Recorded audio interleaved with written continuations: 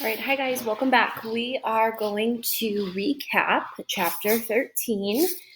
So we have just finished that one, and we found out that Anne-Marie got to her mom. She was outside, she was okay, and Anne-Marie helped her to the house. On the way to the house, though, they realized that Mr. Rosen had dropped something important, but they wouldn't say what it was. Mama's ankle it might be broken, and she was panicked because whatever it was, I guess they needed it for this journey. And Mom was realizing in this moment she can't take whatever the thing is to the Rosens, and she says that the whole journey might have all been for nothing. So Anne Marie volunteers to take the package to the Rosens, but it could be very risky if she runs into somebody. So today we're going to read chapter 14, On the Dark Path. Only now, entering the woods on the footpath, did Anne-Marie realize how cold the dawn was. She had watched and helped earlier as the others donned sweaters, jackets, and coats, and she had peered into the night, following them with her eyes as they moved silently off, bulky in their garments, blankets in their arms. But she wore only a light sweater over her cotton dress. Though the October day later would be warmed by sunlight, now it was gray, chilly, and damp. She shivered.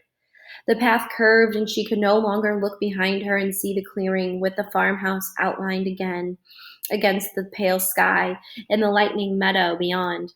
Now there were only the dark woods ahead. Underfoot, the path, latticed with thick roots hidden under the fallen leaves, was invisible. She felt her way with her feet, trying not to stumble. The handle of the straw basket scratched her arm through her sweater. She shifted it and tried to run. She thought of a story she had often told Kirsty as they cuddled in bed at night. Once upon a time there was a little girl, she told herself silently, who had a beautiful red cloak. Her mother had made it for her. She wore it so often that everyone called her Little Red Riding Hood. Kirsty would always interrupt there. Why was it called Red Riding Hood? Kirsty would ask. Why didn't they just call her Little Red Cloak? Well, it had a hood that covered her head. She had beautiful curls like you, Kirsty. Maybe someday Mama will make you a coat with a hood to cover your curls and keep you warm. But why? Kirsty would ask. Why was it a riding hood?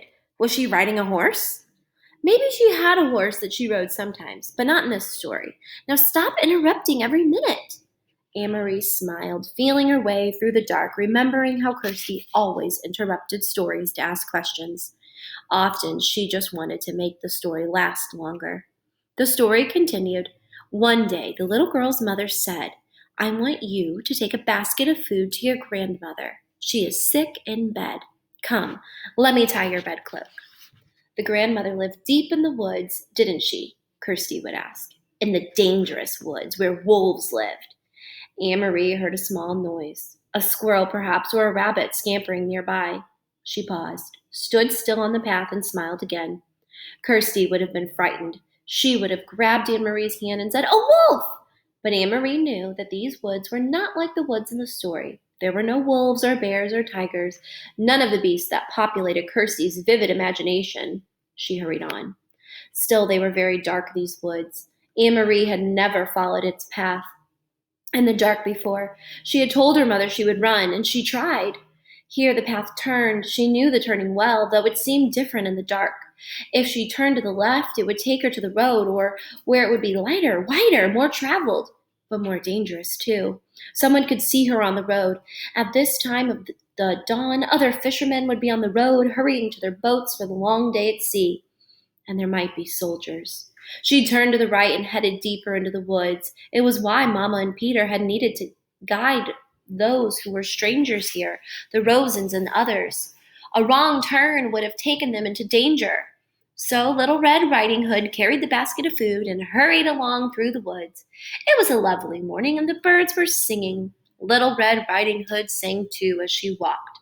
Sometimes she changed that part of the story, telling it to Kirsty. Sometimes it was raining or snowing in the woods. Sometimes it was evening with long, frightening shadows so that Kirsty, listening, would snuggle closer and wrap her arms around Anne-Marie.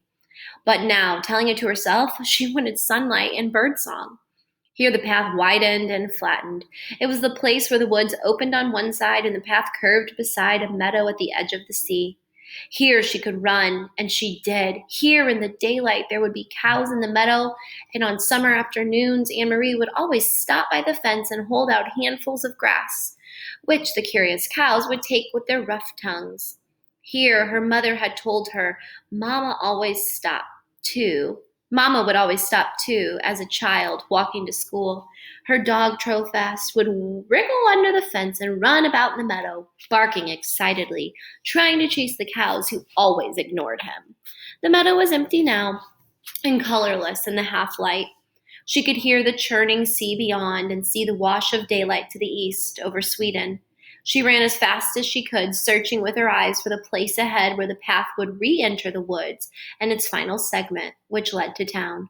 Here, the bushes were overgrown and it was difficult to see the path here, but she found the entrance. Beside the high blueberry bushes, how often she had stopped here in late summer to pick a handful of the sweet berries.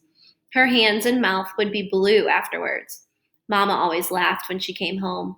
Now it was dark again, as the trees and bushes closed around her, and she had to move more slowly, though she still tried to run. Anne Marie thought of Mama, her ankles so swollen and her face so pained. She hoped Mama had called the doctor by now. The local doctor was an old man, though with kind eyes. He had come to the farmhouse several times during the summers of the past, his battered car noisy on the dirt road. He had come once when Kirsty, a tiny baby then, had been sick and wailing with an earache. And he had come when Lise had spilled hot grease cooking breakfast and burned her hand. Anne Marie turned again as the path divided once more. Then the left fork would take her directly to the village. It was the way they had come from the train and the way Mama had walked to school as a girl. But Anne Marie turned to the right, heading now toward the harbor side, where the fishing boats lay at anchor. She had often come this way before, too, sometimes at the end of the afternoon, to pick out the Ingeborg, Uncle Henrik's boat, from the many returning, and to watch him and his helpers unload the day's catch of slippery, shimmering herrings still flopping in their containers.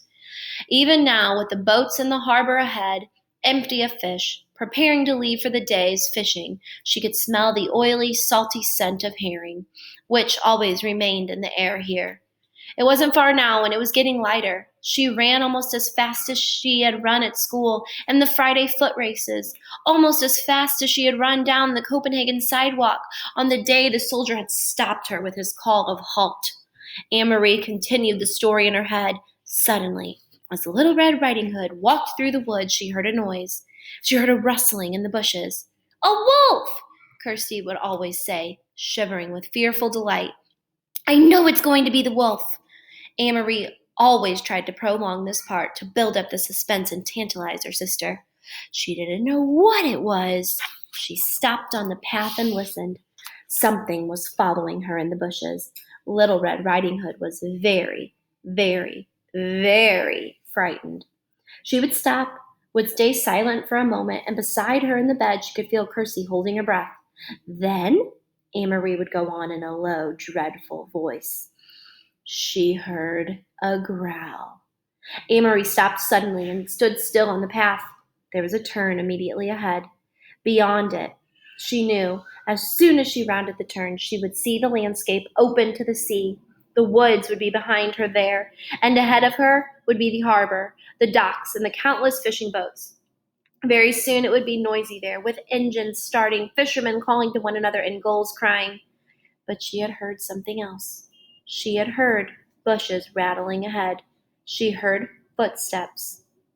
And she was certain it was not her imagination.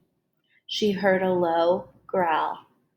Cautiously, she took a step forward, and another. She approached the turn in the path, and the noises continued. Then they were there, in front of her. 4 armed soldiers.